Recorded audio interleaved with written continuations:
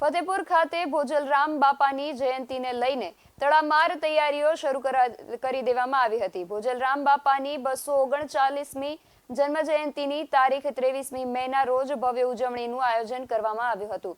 લોકોની આસ્થાનું પ્રતીક ગણાતું ફતેપુર ગામની અંદર આવેલ ભોજલરામ બાપાની જગ્યામાં ભવ્ય ઉજવણીનું આયોજન કરવામાં આવ્યું હતું।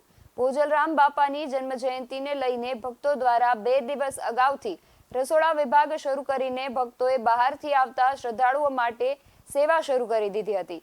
ભોજલરામ બાપાની જગ્યામાં બહોળી સંખ્યામાં માનવ મહેરામણ ઉમટે તે પહેલા જ ટ્રસ્ટ દ્વારા સારી એવી વ્યવસ્થા કરી દેવામાં આવી હતી। ભોજલરામ બાપાની જયંતીને લઈને આજુબાજુ 15 થી 20 ગામના લોકો ફતેપુર ખાતે સેવા માટે આવ્યા હતા। અહીં દર વર્ષે લાખો ભક્તોની ભીડ ભોજલરામ બાપાની જયંતી નિમિત્તે ઉમટી પડે છે। હાલ તાપમાનનો પારો આસમાને પહોંચ્યો છે, ત્યારે બહાર ગામથી આવતા લોકો માટે ગામના યુવાનો દ્વારા ધગધગતા તાપમાં શેરડીના રસનું વિતરણ કરવામાં આવ્યું હતું। આ સેવા કાર્યમાં અમર ડેરીના ચેરમેન અશ્વિનભાઈ સાવલિયા અને ભક્તિરામ બાપુ જોડાયા હતા અને ભક્તોને ઠંડો શેરડીનો રસ પીવડાવીને સેવાના કાર્યો કર્યા હતા। જાણીએ વધુ વિગત। હું અહીંયા 30 વર્ષથી સેવા આપું છું ને આજુબાજુના ગામના શકરગઢ, સાપાથળ, ખંભાળિયા, રાજસ્થળી ને જયસિંહપરા, ફતેપુર આજુબાજુ બીજા ગામના પણ આવે છે, માલવણ ને એ બધા ગામના લોકો અહીંયા સેવા આપે। કોઈ એક પણ પૈસા મજૂરી લેતું નથી, પોતાના સ્વ ખર્ચે આવે છે બધા અહીંયા ને આ બાપાની હવ સેવા કરે છે। સુરતથી જે લોકો અહીંથી ગયા છે બહાર, સુરત, અમદાવાદ, એ લોકો સ્પેશિયલ સેવા કરવા અહીંયા આવે છે અમરેલીમાં, અહીં સાપાથળ આપણે ફતેપુરમાં। દર વર્ષે કેટલું માણસો અહીંયા લાખ સવા લાખ માણસો અહીંયા ભેગું થાય છે। તમે અત્યારે જે રસોડું ચાલુ કર્યું છે 1 દિવસ અગાઉ, 2 દિવસ અગાઉ 2 દિવસ અગાઉ ચાલુ। કેટલી ગુંદી ગાંઠિયા ને બધી ગુંદી પડશે લગભગ 2 લારી ભરાઈને થાય, ટ્રેક્ટરની 2 લારી ને 2 ગાંઠિયાની લારી ને 100 મણ લોટની રોટલી અને 50 કટા બટેટાનું શાક કરવાનું ને 50 કટાના ભાત કાઢી છે ને 20 કટાની અમે દાળ ઓરી છે। આવતીકાલે બાપાનો 239મો પ્રાગટ્ય મહોત્સવ છે, ત્યારે તેની પૂર્વ સંધ્યાએ ફતેપુર ગામે આજુબાજુના ગામવાળા એટલે કે ભાઈ મધુભાઈ ખૂંટ, અમારે કૌશિકભાઈ રાઠોડ, અમરેલીથી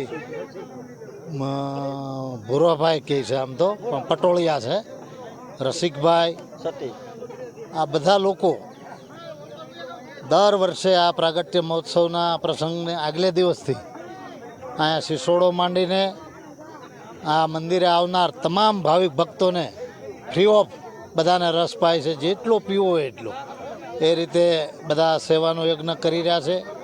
ભોજા બાપાની અસીમ કૃપા છે, આટલા વર્ષોથી અહીંયા મહોત્સવ ઉજવાય છે, ક્યારે કોઈ પણ જાતનું વિઘન નથી આવ્યું, કોઈને તકલીફ નથી પડી અને અહીંયા લાખોમાં કહીને તો એટલા ભાવિક ભક્તો આવે છે અને બાપાના દર્શન કરે છે અને પ્રસાદનો હવે લાભ લે છે। એ જ પ્રમાણે અહીંયા સમસ્ત ફતેપુર ગામ અને આજુબાજુના અડખે પડખેના તમામ ગામડાના લોકો પૂજ્ય ભક્તિરામ બાપુની નિશ્રામાં ખૂબ સારી સેવા કરી રહ્યા છે। એ બધાને પણ હું ખૂબ ખૂબ અભિનંદન આપું છું। ભોજા બાપાની અસીમ કૃપા વર્ષે આ સેવકોને આવી કામ કરવાની શક્તિ આપે, બળ આપે, એવી જ બાપાને પ્રાર્થના। આજે ફતેપુર ગામની અંદર પૂજ્ય ભોજલરામ બાપા આ ભૂમિ ઉપર એમણે ભજન કરેલું છે અને એવા મહાન સંત છે આપણા સૌરાષ્ટ્રના, ગુજરાતના અને ભારતભરને, અત્યારે તો દેશના સીમાડા બહાર પણ એમની એટલી જ ખ્યાતિ વધી છે। ભોજલરામ બાપા એક એવા સંત હતા કે જેમને ગુરુ સામેથી દીક્ષા દેવા ઘેરે આવ્યા હતા અને દ્વારકાધીશ ફતેપુરની ધરતી ઉપર પ્રગટ થઈ અને પોતે એને શંખચક્ર ગદા પદ્મની છાપું આપી હતી। તો ગુરુ અને ગોવિંદ બંને સામેથી આવ્યા હતા, એવા એક મહાન સંત અને સમાજ સુધારક સંત। અને આ ભૂમિ ઉપર આજે વર્ષોથી બાપાના પ્રાગટ્ય મહોત્સવ ઉજવાય છે, તો આ વર્ષે 239મી બાપાનો પ્રાગટ્ય મહોત્સવ ઉજવાય છે। તો આ પ્રસંગે દર વર્ષની જેમ લાખો લોકોની ભીડ અહીંયા હોય છે। સત્સંગનો, રક્તદાન કેમ્પનો અને આ સિચોડોનો કામ તો એટલું બધું સરસ છે કે આવી ગરમીની અંદર લોકોને ખૂબ રાહત મળે છે।